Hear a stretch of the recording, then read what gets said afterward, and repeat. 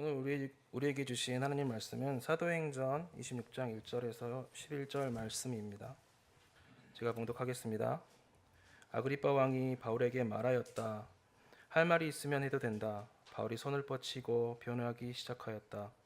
아그리빠 임금님, 오늘 내가 전하 앞에서 유대 사람이 나를 걸어서 고발하는 모든 일에 대하여 변호하게 될 것을 다행으로 생각합니다.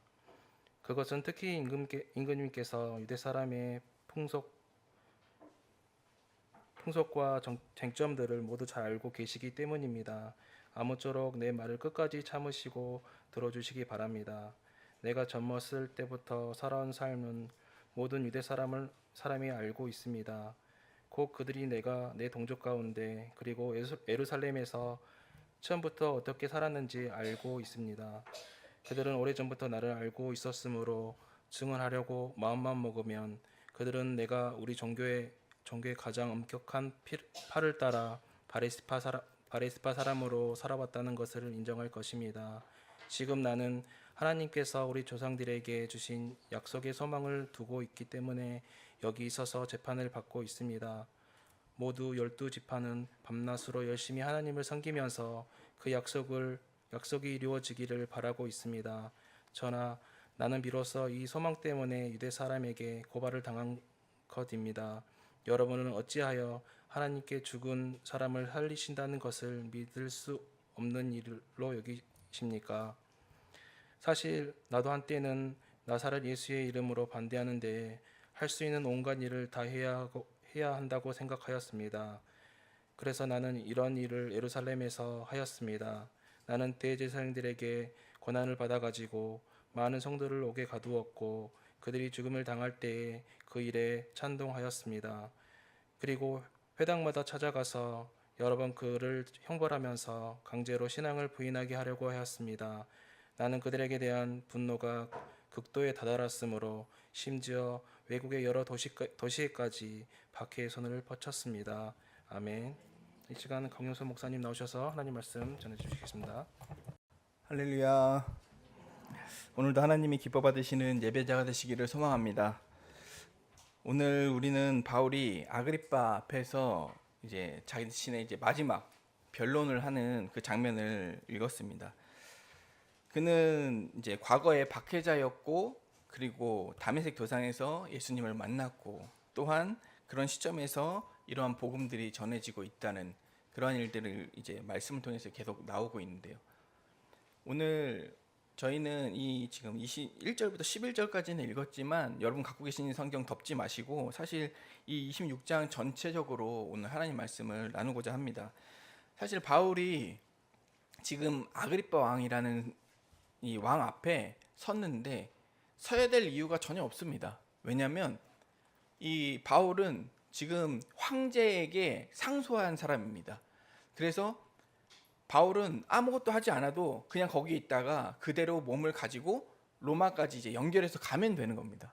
근데 아그리빠 왕이라는 사람이 여기 왔다가 그런 사람이 있어? 나도 한번 만나보자 라고 해서 일부러 이 사도 바울을 불러들인 것입니다. 그래서 감옥에 있는 사도 바울을 꺼내서 아그리빠 왕이 그 앞에 딱 섰을 때에 사도 바울의 생각은 아마도 이랬을 것입니다. 생각은 써있지 않지만 하나님께서 나에게 무언가 기회를 주시는구나. 하나님께서 무언가 내가 말할 수 있게끔 하시는구나 라고 생각했을 것입니다. 이 아그리빠 왕은 일반 왕이 아니라 여기 말씀에 적혀 있는 것처럼 유대교에 대해서 잘 아는 사람입니다. 그렇기 때문에 저희가 말을 할 때도 저희가 왜 자꾸 교회에서 성경을 읽으라고 하냐면 하나님 말씀이 선포될 때 성경을 아는 자와 성경을 모르는 자하고는 이 듣는 믿음의 깊이가 차이가 너무나 크기 때문입니다. 성경의 말씀을 아는 사람들은 하면 하면 알아듣듯이 말씀의 깊이를 많이 알고 있는 사람들은 그 말씀이구나. 그래서 은혜가 더 되는 것이죠. 근데 말씀을 모르는 사람들에게 아무리 똑같은 말을 전해도 그게 은혜가 되기가 쉽지 않아서 그렇습니다. 이 아그리빠 왕도 같습니다. 이 아그리빠 왕에게 이 바울이 말하는 것은 지금 아그리빠 왕이 모든 이 지금 자신에 대한 여태까지 걸어온 길과 여기 유대교에 있었던 역사와 이런 것들을 잘 알고 있기 때문에 그 왕 앞에서 지금 말하는 것입니다. 그래서 보면 아그리빠가 바울에게 이렇게 말합니다. 할 말 있으면 해도 된다. 그렇게 허락하자 바울이 손을 들어 변론을 시작합니다. 그는 유대 종교와 관습을 잘 아는 유대 그 왕 앞에서 정말 감사하다고 자신의 표현을 합니다. 정말 이것은 내가 다행이라고 생각합니다. 왜냐하면 왕이 이런 모든 습관들을 잘 알고 있기 때문에 다행이라고 생각합니다. 그러면서 이것은 단순한 예의를 갖추는 것이 아니라 정말 이것이 소중한 기회고 이것으로 인하여서 무언가 전환점이 됐으면 좋겠다라는 것을 표현하는 것입니다. 이것은 단순한 이 사도 바울의 고백뿐만이 아니라 이 말을 함으로써 정말 고맙다고 감사한다는 마음을 표현함으로써 지금부터 이제 길어질 사도 바울이 이제 길게 얘기할 예정인가 봐요. 길어질 자신의 얘기에 대해서 좀 참고 들어달라고 이제 말을 합니다. 이때 바울은 이 기회가 그냥 자신의 무죄를 밝히는 게 법적 이게 변명을 하는 그것으로 끝난 것이 아니라 오히려 이것을 복음을 전하는 그러한 자리로 바꿔놨다는 것입니다. 사도 바울은 지금 자기는 이제 붙들려 있는 상태 아닙니까? 잡혀 있는 상태인데 왕 앞에서 갔던 이 사람이 왕 앞에서 도리어 그 앞에서 담대하게 하나님 말씀을 전하는, 자신의 변론만 해도 지금 모자랄 판에 담대히 전하는. 그러니까 저희가 1절을 보면 이렇게 써 있죠. 할 말 있으면 해도 된다. 그러니까 바울이 손을 뻗치고 변화하기 시작하였다라고 써 있는데 이 손을 뻗치다는 말이 어떠한 의미를 갖고 있냐면 이때 당시에도 그렇지만 지금 세대도 그렇습니다. 하나님 누군가가 죄를 졌거나 붙잡힌 사람이 당당하게 손을 들고 주목을 끌고 말을 할 수 있는 것은 이때도 마찬가지지만 지금도 그렇지만 이런 일은 별로 없습니다. 이게 뭐 안 된다고 그러는 법은 없지만 이때 당시에는 더욱더 손을 들었다는 것은 모든 사람의 이목을 주목시키는 것입니다. 저희가 학교 다닐 때 질문 있는 사람이나 대답할 수 있는 사람 손 들어 그러면 이렇게 손 들잖아요. 그럼 손 든 사람이 딱 정해지면 그 사람 대답할 동안 다 그 사람의 말에 주목할 수 있는 것입니다. 이것처럼 지금 이 사도 바울이 죄인임에도 불구하고 지금 거기 앞에서 손을 들고 자신의 변론을 한다는 것은 지금 자신의 말에 모든 사람들이 주목해야 된다는 그것을 제스처로 취한 겁니다. 그렇게 해서 그는 바울이 어린 시절부터 자신은 바리새인으로 성장했으며 바리새파 중에 바리새파, 율법의 정통을 따르고 자기는 그것을 한 번도 배반한 적이 없다고. 이것은 정말 우리가 성경을 많이 들어서 바울에 대한 얘기를 많이 들었기 때문에 알고 있죠. 바리새파 중에 바리새파로 자란 이 사도 바울은 자기가 송사당한 이유가 그냥 종교적 문제가 아니라 하나님의 살아계심을 놓고 우리가 지금 부활 증거를 놓고 얘기하는데 이들이 그것을 믿지 않는다라고 지금 얘기하는 것입니다. 그렇기 때문에 사도 바울은 8절에 이렇게 합니다. 여러분은 어찌하여 하나님께서 죽은 사람을 살리신 것을 믿을 수 없는 일로 여기십니까? 하나님께서 죽은 자를 살리신 것을 여러분이 왜 안 믿습니까? 그러니까 예수 그리스도가 죽어서 예수 그리스도를 다시 살리신 분이 하나님이시라는 것을 증거하는데 여러분은 왜 그것을 못 믿습니까? 라고 묻는 것입니다. 왜 이렇게 물어볼까요? 결국 우리가 믿는 하나님, 그리스도, 이 기독교라는 종교가 부활의 증거이기 때문입니다. 부활이 없으면 우리는 그냥 여기서 믿고 죽었는데 부활이 없어요. 무슨 상관입니까? 무슨 소용입니까? 정말 가장 중요한 것이 이것이라는 것입니다. 기독교의 본질, 이 부활신앙이 반드시 그들에게 드러나야 되고 나타나야 되고 그들이 알아야 하기 때문입니다. 우리도 물론 마찬가지입니다. 우리에게 부활신앙 이후에 하나님 앞에 다시 설 그날을 바라보지 못하고 우리에게 부활신앙이 없다면 우리는 그저 이 세상에서 정말 다른 사람보다, 저는 정말 만약에 부활신앙이 없다면 그 어떤 사람보다 재밌게 놀 수 있습니다. 정말 하고 싶은 거 다 할 수 있어요. 제가 하고 싶은 게 얼마나 많게요?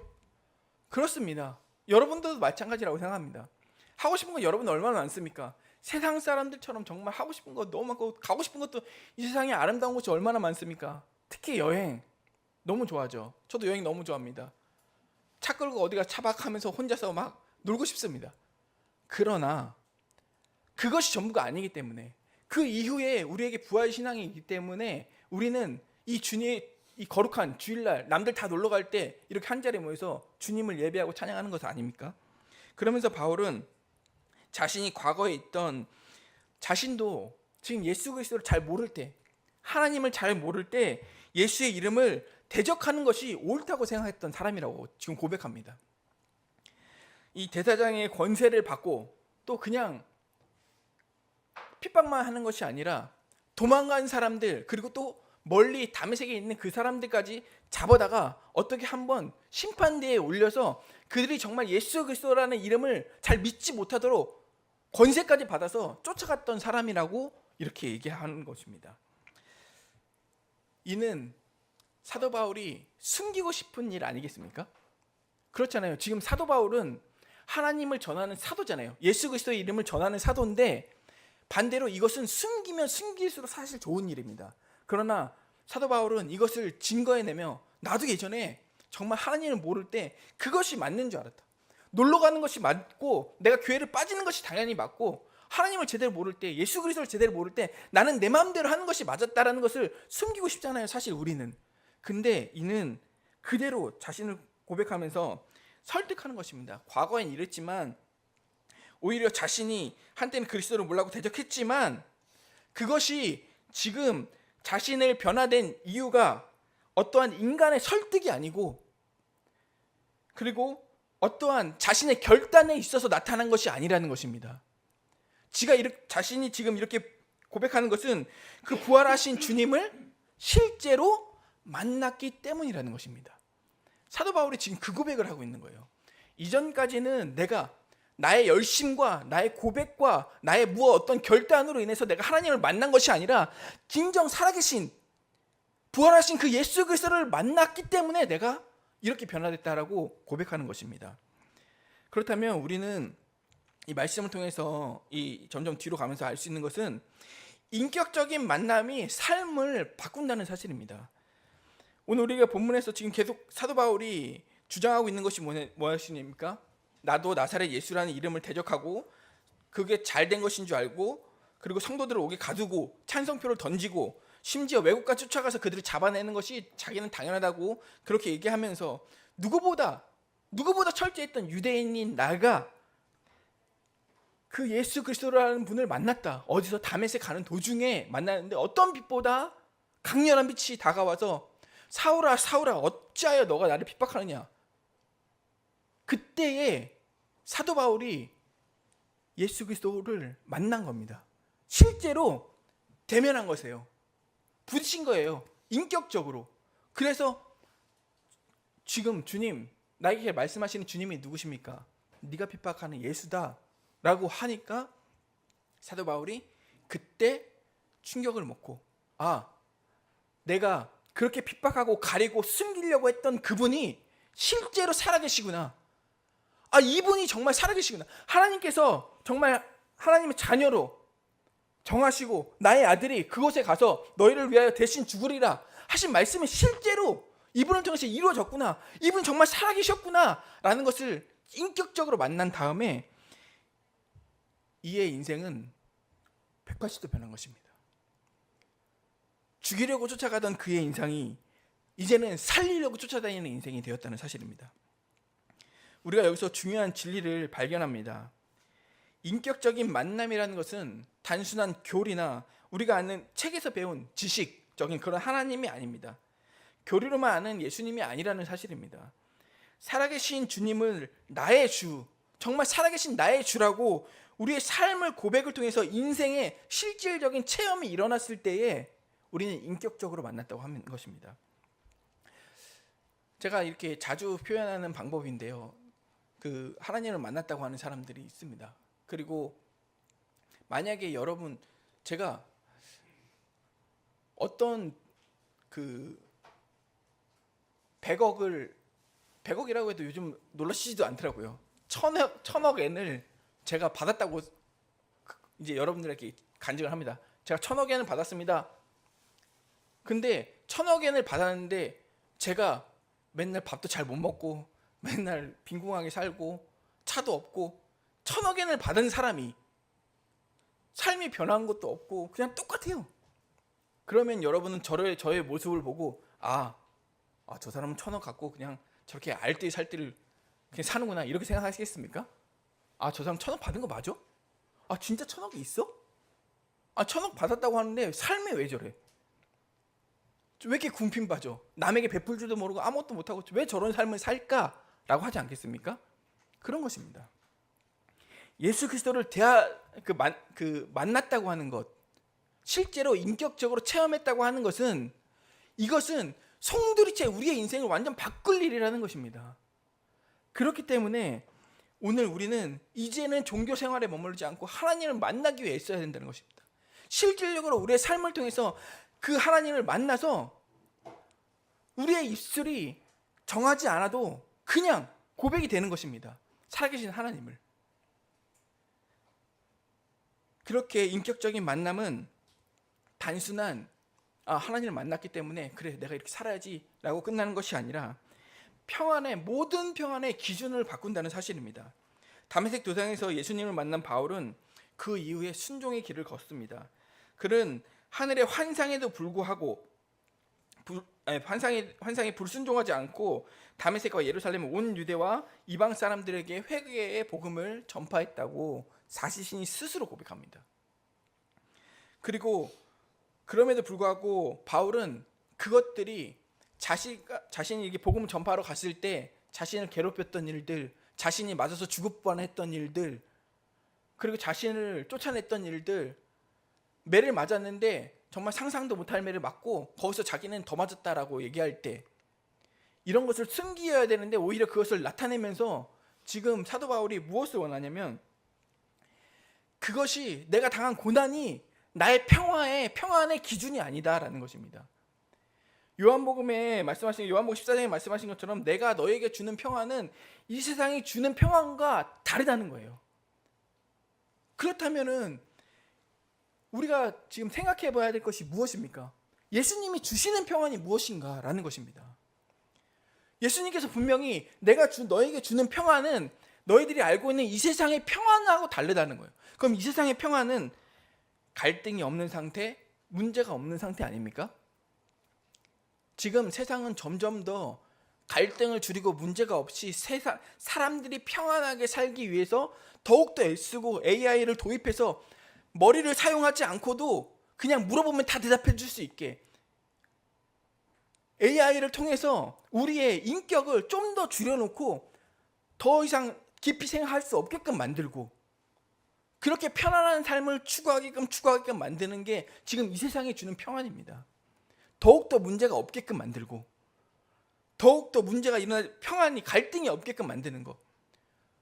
갈등이 서로 얘기하다가 갈등이 나타나면 요즘에는 어떻게 하냐면 요즘 젊은 시대는 그냥 AI에게 물어봐. 그래요. 거기서 질문합니다. 그래서 AI가 대답해주면 그게 맞다고 해요. 그리고 점심 먹으러 갈 때 재밌는 게 뭐냐면 아이들이 모여서 우리 오늘 뭐 먹었으면 좋을까 주위에 뭐가 있는데 찾아줘. 그래서 정해지면 거기로 가요. 참 신기하고도 재밌죠. 근데 이것이 정말 존재하는 것입니다. 점점 더 생각을 억압하고 줄어들게 하고 서로 사람과 사람들의 관계를 더 이렇게 관계를 맺게 하지 않는 그러한 일들로 인해서 점점 더 세상은 그렇게 하는 것이 평안의 조건이라고 얘기합니다. 하지만 바울이 성경에서 말하는 조건은 틀립니다.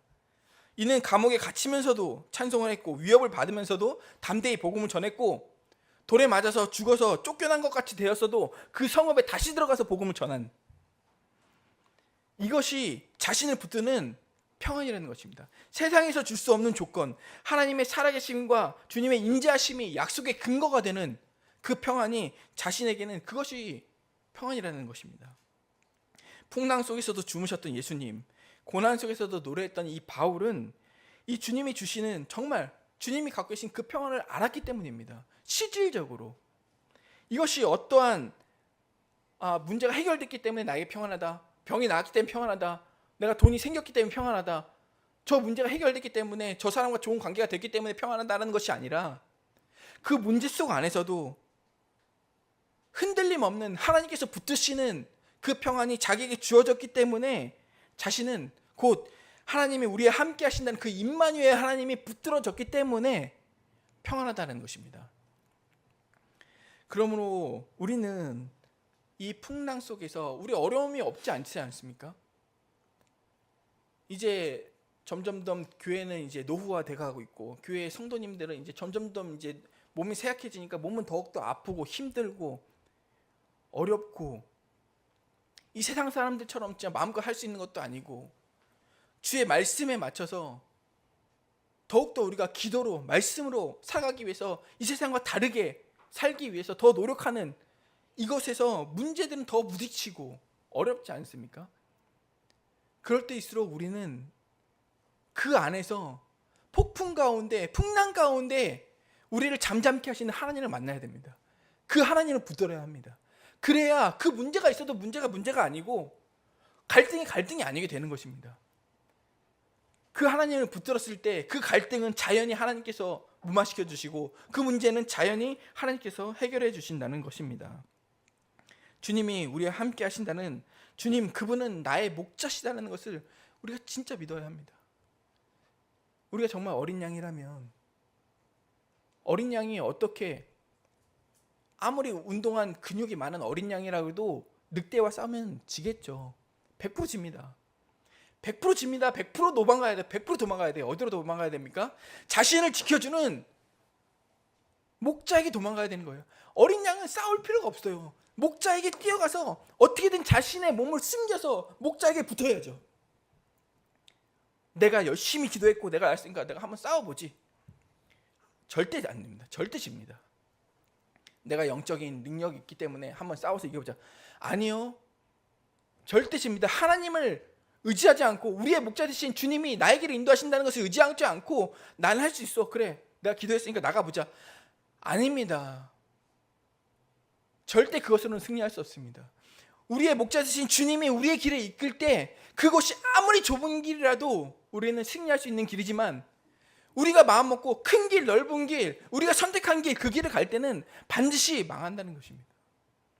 그렇기 때문에 우리가 목자 되신 하나님을 붙들어야지 우리가 주님이 주신 영원한 평안 속에서 승리할 수 있다는 사실입니다. 그러면서 사도 바울은 지금 계속해서 간증해 나가는데 24절에 32절을 보면 인격적인 만남이 그에게 있어서 복음을 증거하는 가장 유일한 중점이 됐다는 사실입니다. 이 바울이 아그리빠 앞에서 담대히 복음을 증거하자 아그리빠 왕이 이렇게 말했습니다. 바울아, 내가 미쳤구나. 내 많은 학문이 너를 미치게 하였구나. 24절에 보시면 그렇게 나와 있습니다. 그 바울은 담대히 말합니다. 나는 미치지 않았습니다. 나는 맑은 정신으로 참말을 하고 있다고 합니다. 그러니까 아그리빠 왕은 바울의 말한 이 증거를 가볍게 넘기지 못하고 이렇게 말합니다. 그대가 지금 짧은 말로 나를 설복해서 그리스도인이 되게 하려고 하는가? 지금 이 아그리빠 왕도 자신이 봤을 때에 지금 사도 바울이 말한 이 말들이 그냥 그래, 저 사람은 말로만 저렇게 하는 거구나 라는 것이 아니라 저의 삶이, 그의 삶이 진짜 하나님을 만나서 변했던 그의 삶이 지금 그 전의 삶과 지금 그 후의 삶과 이번에 지금 잡혀온 이의 삶이 동일했다는 사실이에요. 진짜 저 사람은 예수를 핍박했던 사람이고 하나님을 만나서 완전 변화된 사람이고 그래서 주를 위해서 목숨 건 사람이라는 것이 아그리빠 왕이 듣기에도 확실하니까 그가 이 말을 듣고 너가 지금 그걸로도 나를 잠깐 그 말 한마디로 나를 그리스도인이 되게 하려는구나. 자신이 느낀 거예요. 딴 사람 느낀 게 아니라 자신이 정말 살아계신 사람 하나님을 만났다면 저 사람처럼 되겠구나라는 거예요. 그래서 이는 그 말을 함으로써 이 짧은 간증으로 인하여서 그들의 마음을 요동치게 했다는 사실입니다. 우리의 삶이 그렇습니다. 이래야 된다는 사실입니다. 우리의 삶이 만약에 누가 봐도 그리스도인의 삶이 아니에요. 그리스도인들이 우리의 삶을 보고 다른 게 쟤는 뭐야? 교회는 다닌다고 했는데 달라 보이는 게 없는데? 그렇게 한다면 우리는 우리의 삶을 통해서 하나님의 영광을 드러내지 못하고 있다는 사실입니다. 실질적으로 하나님을 만난 사람들은 자기가 하고 싶어도 맞고 싶어도 터져 나오는 것이에요. 저희가 7월 달에 수양회를 갔다 왔죠. 그 수양회를 갔다 왔을 때 저희가 최근호 지사님이 정말 착하신다는 것을 다 알고 있지만 아직까지 경험을 못 해봤지 않습니까? 그러나 최근호 지사님의 그 착하심을 경험한 사람이 있습니다. 그 이정숙 집사님이 최근호 지사님의 그 착하심을 이정숙 집사님이 없고 오제를 갔는데 최근호 지사님이 없고 막 그러니까 물어보지도 않았는데 간증이 2주 동안 계속 말씀하시는 거예요. 왜 그래요? 실질적으로 최근호 지사님이 착하시다는 걸 들었지만 실질적으로 그걸 만나보니까 이게 정말 진짜 기쁜 거예요. 좋은 거예요. 그러니까 그냥 나오는 거예요. 얘기하라고 시키지도 않았어도 정말 너무 고마웠다. 우리를 위해서 죽으신 그 예수님을 실제로 만난다면 그 하나님께서 보내신 그 예수께서 나를 위해서 죽으셨다. 이게 실제로 나의 인생이 된다면 우리는 말하고 싶지 않아도 말할 수밖에 없는 것입니다. 그래서 우리의 삶을 통하여서 드러나는 거예요. 자꾸 나타나는 거예요. 보여지는 거예요. 저 사람은 이렇게 말을 하는데도 저렇게 행동하네. 뭔가 다르네. 그렇습니다. 저도 이 일본에 와서 정말 많은 아르바이트를 하면서 남들이 걸어 다닐 때 무조건 날아다니자. 뛰어다니자도 아니에요. 날아다니자였어요. 그래서 처음에 일본말 못하고 그 일하러 들어갔을 때 그 일본말을 못하면 아시지 않겠습니까? 맞습니다. 어떻게 맞냐면 그때 당시에 요리초가 당근을 갖고 오라 그랬는데 제가 당근 일본말로 뭔지 모르지 않습니까? 그래가지고 일단 뜁니다. 저는 뛰어서 냉장고로 가요. 냉장고 가서 모르니까 일단 2개를 들고 와요. 근데 2개를 들고 와도 꼭 잘못된 걸 들고 오죠. 그 당근을 들고 와야 되는데 무랑 사과를 들고 그 앞에 뛰어간 겁니다. 그러니까 막 저한테 막 화를 내는 거예요. 고노야로 빠가야로 하면서 막 일본에 왜 왔냐 그러면서 막 화를 내는 거예요. 그래서 막 당근 뭐냐고 막 그러면서 저한테 막 화를 내는 거예요. 그래서 저는 다시 갖고 오겠다고 그래서 뛰어가서 또 2개를 갖고 왔어요. 그러면 당근을 또 거기서 집었어야 되는데 참 운이 없죠. 당근을 못 집어왔어요. 그러니까 그 양파를 갖고 왔는데 양파로 머리 맞았어요. 너는 지금부터 내 옆에 있지 말라고. 내가 말하는 거 듣지 말라고. 근데 어떻겠습니까? 그러면은 가만히 있어야겠습니까?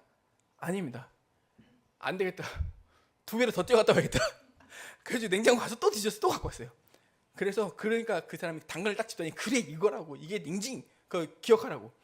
그래서 안 되겠다 싶어서 저는 이제 거기 이제 표 같은 게 나오잖아요. 주문을 하면 이렇게 표가 찡 나옵니다. 뭐 주문한 표. 그거를 사람들이 버리는데 제가 그걸 다 주워가지고 가가지고 집에서 우리는 한자를 대충 알지만 일본말을 모르잖아요. 그래서 한국말로 써놓고 그거를 천장에다 붙여놓고 계속 외웠어요. 계속. 그래가지고 뭐 들어오면 계속 말할 수 있게. 왜 그랬냐면 제가 그리스도인이잖아요. 그리스도인인데 그들에게 밑보이면 안 되겠다는 생각밖에 없었어요. 그래서 말은 못하지만 내가 한번 가서 보여주겠다. 그래서 일주일 동안 그거 다 외워가지고 가가지고 이제 오다 들어오는 소리 들으잖아요.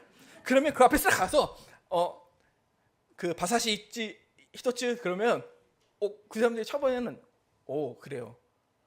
근데 그게 점점점 쌓이다 보니까 그 사람들이 뭐라 그러냐면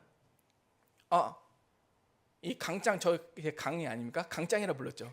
강짱을 이제 저기다 세워라. 계속 설거지만 하고 있었는데 그 사라다바에 불러서 세우라는 거예요. 제가 하고 싶어서 그런 게 아니라 일본말을 잘 못하는데도 불구하고 사라다바에 그럼 갖다 놔. 그러면 그래서 또 사라다바에 갔죠. 사라다바에서 죽으라고 또 일합니다. 그러면 또 단계 올라가서 나중에는 코스 하는 데까지 올라가서 하나님께서 그 자리에까지 가서 할 수 있게끔 하셔서 제가 기도하지 않으면 아무도 숟가락을 못 들게. 아무도 제가 기도하지 않으면 밥을 못 먹을 그런 위치까지. 바이트인데 회사원 샤인들 있잖아요. 정사원들 있잖아요. 저는 바이트인데 회장 그 부처가 신사원이 들어오면 뭐라 하냐면 강상한테 가서 배우라고. 저 강장에서 강상으로 올라갔죠. 강상한테 가서 배우라고. 왜요? 그리스도인이기 때문에 그들보다 더 뛰어야 되고, 그들이 쉴 때에 나는 쉬지 말자. 담배 피러 나간다고 쉬고 잠깐 앉아 쉬고, 그래 나는 뭔가 더 보여주자. 내가 그리스도인인데 뭔가 하나님 앞에서 내가 딴 건 할 수 없어도 이걸로 보여주자. 그들이 나에게 나중에 물을 때 당신은 뭐 이렇게 열심히 하냐 물을 때 내가 그때 담대하게 말했던 것이 나는 크리스찬입니다, 이거예요. 딴 거 없습니다. 내가 크리스찬, 하나님을 믿는 사람입니다 라고 했을 때 그 사람들의 반응은 한결같아요. 오, 그래, 그거예요. 딴 거 없습니다. 우리의 삶이 그렇다는 거예요. 우리의 삶이 어디를 가서도 우리가 그리스도인이라는 사실이 우리의 생활과 우리의 삶과 우리의 숨쉬는 것과 우리의 말하는 것을 통하여서 드러나지 않는다면 우리가 어떻게 그리스도를 만났다고 할 수 있겠습니까? 이게 자동이 돼야 되는 거예요. 몸에서 나와야 된다는 거예요. 그 삶이 우리를 통해서 보여졌을 때 그들이 그것을 보고 하나님께 영광을 돌린다고 성경에 써 있지 않습니까? 우리가 잘해서가 아니라는 거예요. 우리가 주님을 위해서 열심히 노력했더니 하나님께서 그것을 보고 그들에게 저 사람은 하나님을 믿는 사람이구나, 그들이 하나님께 영광을 돌린다는 사실입니다. 이것이 성경에 써 있는 이야기예요. 제가 사도 바울도 똑같습니다. 사도 바울이 매 맞아가면서 왜 열심히 하겠습니까? 죽을 힘을 다해 죽어서 버려지지 않았습니까? 죽어져서 버려졌어. 그러니까 돌에 맞고 죽었는데 사람들 보기에도 죽었어요. 그래서 버려졌는데 벌떡 일어나더니 그 죽은, 자기가 죽어서 버려지면 그 마을로 다시 들어가서 복음을 전하는 거예요. 왜 그러겠습니까? 진짜 하나님을 만난 사람들은 그것이 중요한 게 아니에요. 지금 문제가 있는 것, 내가 맞아서 쓰러진 것, 지금 자신한테 오는 그런 어려움들, 그런 것이 문제가 아니라 지금 자신이 하나님 앞에서 어떤 삶을 살아내는지, 어떻게 하나님 앞에 나아가야 되는지, 그것이 중요한 거예요. 그렇기 때문에 이는 결코 침묵할 수 없다는 사실입니다. 지금 사도 바울은 이곳에서 지금 아그리빠 왕에게 정말 좋은 말로 막 하면 아그리빠 왕이 가서 내가 보니까 정말 이 사도 바울이라는 사람은 정말 다르다, 죄도 없고, 그렇게 황제에게 승소해 주지 않겠습니까? 말 한마디라도 해주지 않겠습니까? 근데 반대로 그것보다 지금 예수 그리스도를 증거해서 너가 그 말 한마디로 나를 예수 그리스도인으로 만들 작정이냐? 라는 말까지 나오게끔 오히려 자기한테 불리한 상황이 되는 그러한 상황이 처했다는, 우리의 이 사도 바울의 마음이 우리의 마음이 되기 원합니다. 우리도 정말 그리스도를 만나 우리의 삶을 통해서, 나의 삶을 통해서 내 이웃이, 내 친구가, 내 옆 사람이, 내 동료가 하나님을 알고 나에게 묻고 너는 왜 그러냐? 도대체 당신하고 있으면 왜 이렇게 평안하고 좋냐? 너는 왜 이렇게 맨날 싱글벙글이냐? 그렇게 물어볼 때 그들에게 내가 예수 그리스도를 믿는데 당신에게도 예수 그리스도를 만난다면 당신도 이렇게 평안할 수 있을 거라는 복음이 우리를 통해서 전해져야 된다는 사실을 우리가 기억해야 된답니다. 그렇게 해서 우리가 하나님께 붙들릴 때 우리는 진정한 하나님의 편지로서의 일꾼을 살 수 있습니다. 고린도서 3장 3절에 뭐라고 쓰여져 있냐면, 하나님께서 우리를 뭐라고 그러냐면 너희는 그리스도께서 쓰신 편지다 라고 하셨습니다. 왜 그럴까요? 편지는 누구에게 전달돼야 되는 거예요. 그 내용을 보고. 그러면 그리스도께서 우리를 편지라고 하셨어요. 그러면 우리에게 쓰여진 것이 있잖아요. 우리에게 쓰여진 내용으로 우리에게 전달이 돼야 된다는 거예요. 누군가에게. 그래서 그것으로 인해서 그 사람들이 그 내용을 읽고 깨달아야 된다는 거죠. 변화돼야 된다는 거죠. 우리의 삶이 그리스도의 편지가 되길 원합니다. 우리가 그리스도의 편지가 되기를 소망합니다. 그렇게 해서 누군가에게 반드시 우리가 그리스도가 쓰신 그 편지를 통하여서 그리스도를 믿고 하나님을 알고 하나님을 기억하는 그런 삶을 사시기를 간절히 소망하겠습니다. 기도하겠습니다. 하나님, 사도 바울은 지금 자기가 할 수 있는 최고의 변론 그 가운데 그 어떤 변론보다 자신이 만난 하나님을 증거하였습니다. 어쩌면 불리할 수도 있는 상황에서 그는 하나님을 증거하였습니다. 우리도 그렇습니다. 직장에서나 가정에서나 내가 그리스도를 전하면 조금 갈등이 생기지 않을까? 불편하지 않을까? 그냥 조용히 넘어갈까? 무난히 넘어갈까? 여러 생각을 많이 합니다. 하지만 진정 주님을 만났던 그들은 달랐다는 사실을 우리가 기억합니다. 주님, 우리도 이 시간 진정 우리의 고백으로 인격적으로 주님을 만납니다. 주님, 우리의 삶을 통해서, 우리의 말을 통해서, 우리의 태도를 통해서, 우리의 선택을 통해서 오직 그리스도의 영광이 드러날 수 있도록 축복하여 주시옵소서. 그래야 해서 세상에 죽어가던 저 영혼들이 우리를 보고 하나님께 영광을 돌리며 하나님을 알고 깨닫고 주님을 믿는 그런 자들로 변화될 수 있도록 축복하여 주시옵소서. 하나님, 우리는 육의 싸움을 사는 사람들이 아닙니다. 영의 싸움을 사는 사람들입니다. 우리가 영적 싸움을 하기 위해서 우리가 주님을 더 알기 원하고 주님께 더 나아가 주님을 붙들기 원합니다. 주님, 우리의 삶과 우리의 과정을 통해서 우리를 세우시고 우리를 사용하셔서 죽어가는 저들에게 새 생명이 전달될 수 있도록 축복하여 주시옵소서.